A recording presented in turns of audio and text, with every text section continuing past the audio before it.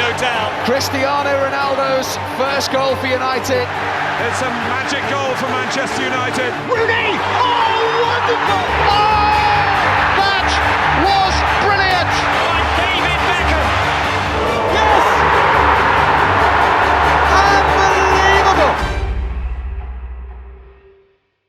Korang ingat tak dulu-dulu Manchester United ni ditakuti oleh semua pihak. Kalau nak kena lawan Manchester United tu, alamak, maybe akan kalah ataupun dijamin akan kalah. Pada waktu tu kita tengok Manchester United main pada hari Sabtu, jersey dia warna merah. Kita jumpa merah je kita tahu merah akan menang. Dulu ada Ryan Giggs, ada Wayne Rooney, ada Cristiano Ronaldo, ada Sir Alex Ferguson. Dia ni berdiri macam king dekat tepi padang. Sampaikan orang boleh kata there is a Fergie time. Selagi whistle tu tak ditiup oleh pengadil, selagi itulah you are in danger. And that is what Manchester United are all about.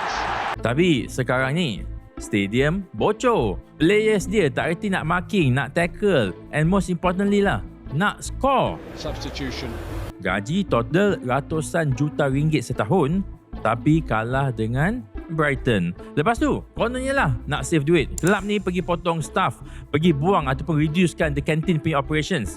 Tapi masih lagi mampu beli players yang sampai 400 juta dalam satu musim. So kita nak cerita pasal kelab ni yang dulu disanjung tinggi oleh ramai orang dan dibenci jugalah. Dan sekarang ni menjadi bahan ketawa.